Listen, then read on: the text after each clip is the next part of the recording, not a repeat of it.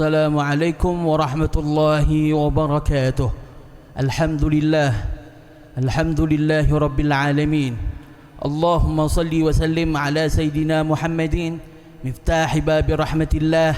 Salatan wa salaman daimaini mutalazimaini bidawabil mulkillah wa ala alihi wa ashabihi wa man huwalah. Amma ba'du. Alhamdulillah, sekarang kita berada di bulan yang mulia. Patut kita syukuri kepada Allah Subhanahu wa taala dengan diberinya kepada kita, diizinkannya kita menjadi umatnya Nabi Muhammad sallallahu alaihi wa ala alihi wasallam.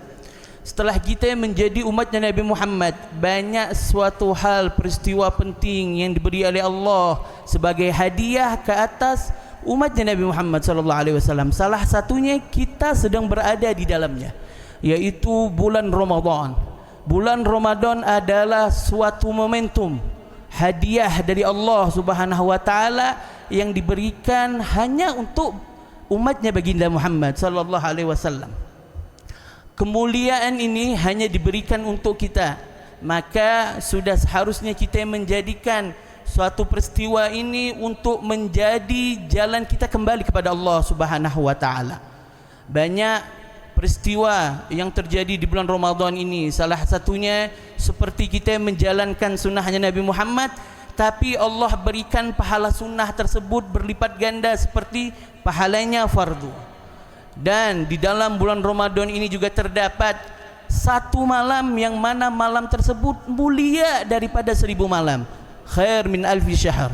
Itu hanya didapatkan kepada umatnya Habibina Muhammad sallallahu alaihi wa alihi wasallam. Banyak hal yang harus kita ambil daripada bulan Ramadan ini. Seperti sekarang generasi muda, biasanya disebut generasi Z, Gen Z.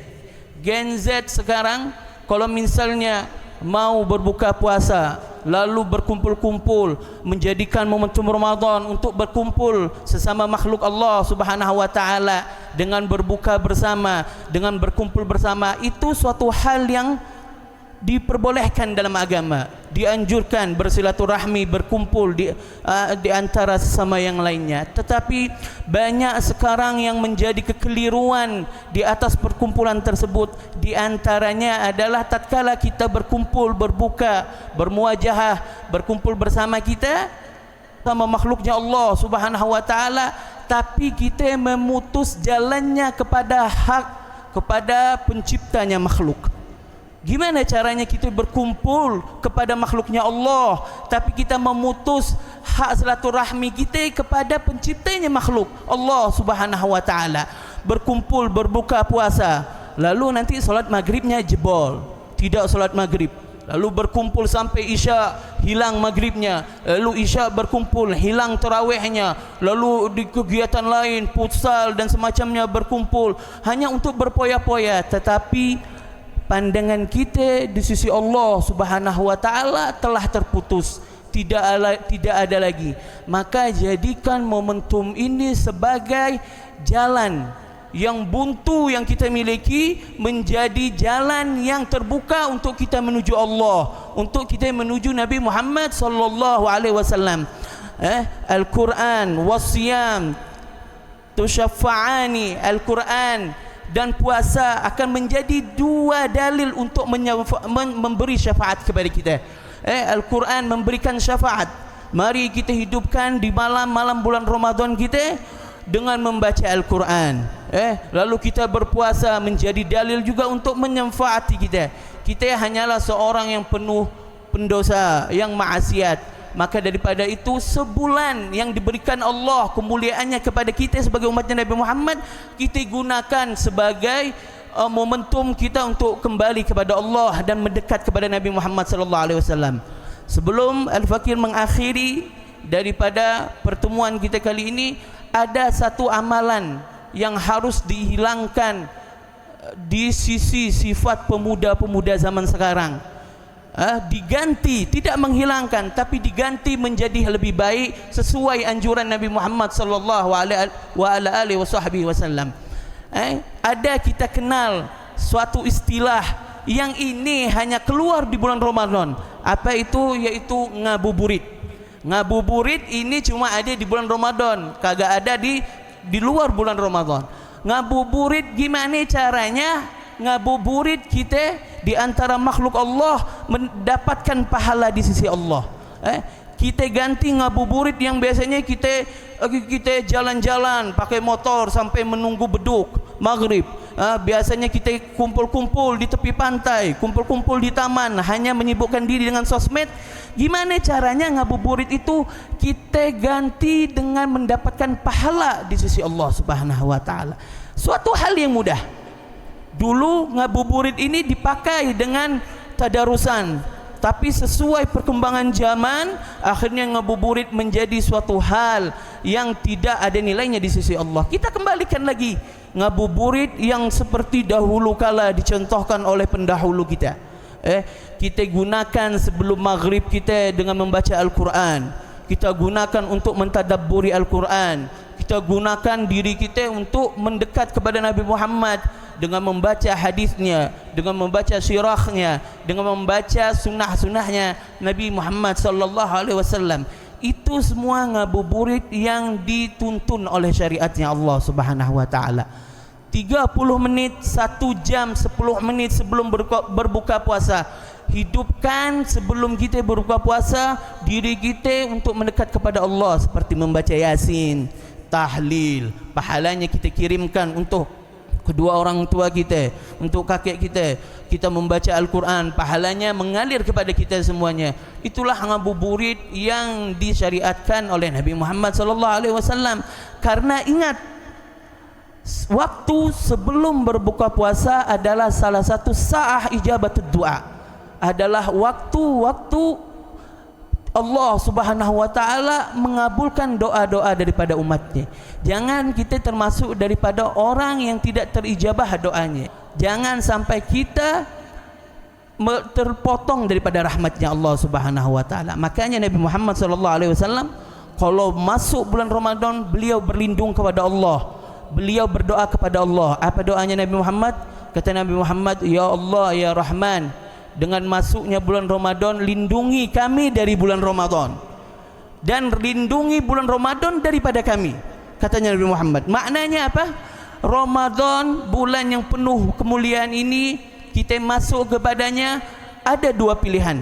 Ramadan membawa 2 pilihan. Yang pertama adalah rahmat, yang kedua adalah la'nat.